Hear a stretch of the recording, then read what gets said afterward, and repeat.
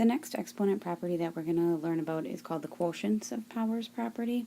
Quotients are division problems, and the powers, again, are the exponents. So we're going to be looking at some rules when we're dividing with exponential expressions.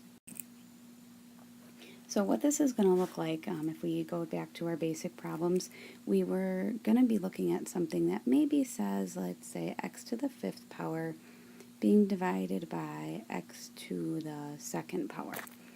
And to understand the rule, again, we're going to expand this out and show what this really means. So x to the 5th power we know of as x times itself 5 times. And then on the bottom, x to the 2nd power would just be x times itself. And so if we think about regular division problems, if we have with regular numbers, let's just say 4 being divided by 4. We know that the answer to that is 1 because the two 4's will actually cancel each other out. And so going off of that idea, when we look at this expanded problem here, we have the first pair of x's would equal 1, and then the second pair of x's would also equal 1. And so those are going to be canceling each other out, which basically leaves us with 3 x's on the top being multiplied together, which would be an answer of x to the 3rd. So we want to know how we get from here to here without having to expand all of this out. And if you closely look at the exponents, we start out with a 5 and a 2, and we end up with the 3, which means what we're going to do is we're going to do some subtraction of our exponents here. So what this means is when we're dividing, and when we're talking about dividing, those are the ones that are going to look like a fraction. Remember that fraction bar means to divide. So we're dividing expressions with the same base, so we're having like bases again. The rule is to keep the base the same, and this time we're going to subtract the exponents. Some things to watch out for when we're doing this property is we have to be really careful when we're subtracting with the negatives, and then at the end always remember to simplify completely. Which means when we're done, we should not have any like bases, and we should only have positive exponents. So our first example, we have 3 to the 5th over 3 to the 2nd. We know that this is a division problem because we recognize that from the fraction bar. Our rule says to keep the base the same and to subtract top exponent minus bottom exponent, which gives us 3 to the 3rd power. And again, thinking about that being expanded out, we would have 3 times itself 5 times over 3 times itself, and those would cancel. Now we have a negative base. We have negative 2, and then we're going to do 3 minus 3, which gives us 0, which we know anything to the 0 power equals 1, which again goes back and reinforces that idea that when you have the same thing on top and bottom, that division problem, you end up with the answer of 1. Now here we're going to have to be careful because we're going to subtract. Remember to always do the top exponent minus the bottom. And you're going to want to pay attention because now we're taking away 9 from 3. The common mistake would be to just put down y to the 6th power, but it's not y to the 6th, it's y to the negative 6th because we're taking away more than we have. And that means we have to take that final step in simplifying, which would be making that into the fraction of 1 over y to the 6th. Okay, here we have some coefficients, some numbers in front of our variables. So remember we can break that up. That's the same thing as 8 times g to the negative 5th over 4 times g to the negative 2nd. So the first thing you want to think about is the numbers. We don't have exponents on there, so we don't have to worry about anything weird. We just have 8 divided by 4. And 8 divided by 4 is the same thing as 2 over 1. And now when we look at those g's, and we pay attention to our negatives, we have negative 5 minus negative 2. Thinking back to your integer rules, to subtract a negative is the same thing as adding a positive, which is going to give us g to the negative 3rd power.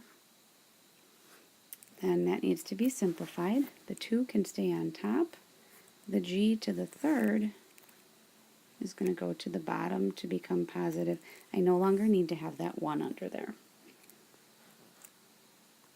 Example E, same thing, we have some numbers, we have some variables, and we actually have two different bases here. So if I break this up into 2 times m to the third times n to the fifth, and in the bottom I have 3 m to the sixth and n to the second. First thing I want to look at now is my numbers in the front. 2 divided by 3, we can't reduce that, it doesn't divide out, so we're going to leave that. Then we go to our m's. When we do this property, we automatically put everything on the top first. So we're going to be doing 3 minus 6, which gives us negative 3. And then from there, we're going to go to the n's, and we're going to be doing 5 minus 2, which would be positive 3. Now we have a negative exponent to simplify. The 2 and the 3 can stay there. The n stays on the top, the m moves to the bottom. Okay, this is an example of one that we're going to start looking towards as we're thinking about the end of the unit and being proficient with this standard. You're going to be combining multiple properties, so now we're bringing back one of the other multiplication properties as well. So what you notice on the top is we have like bases. So before I would even do anything with the division property, I would want to combine what I could on the top first. So I'm going to go in and use that product property. So that's going to give me m to the negative fourth on the top and then m to the fifth on the bottom. Now I can use my quotient property, and I can make that m to the negative 4 minus 5 power, and that's going to give me m to the negative 9th. I have to simplify, so 1 over m to the 9th. Okay, here we have x to the third times y to the 8th, and then x to the 10th on the bottom.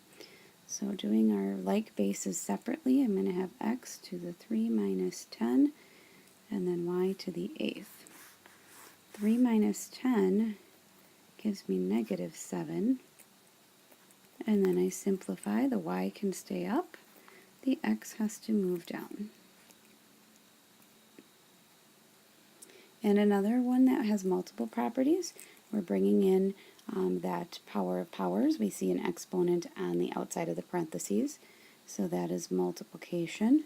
So we're going to multiply. We'll have a to the negative 6th, c to the positive 4th, and then we still have a to the 4th and c on the bottom.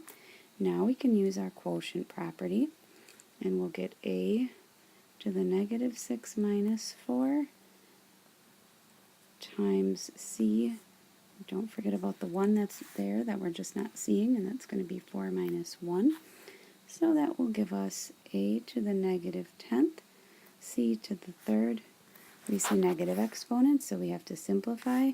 The a to the 10th is going to go on the bottom. The c can stay on top.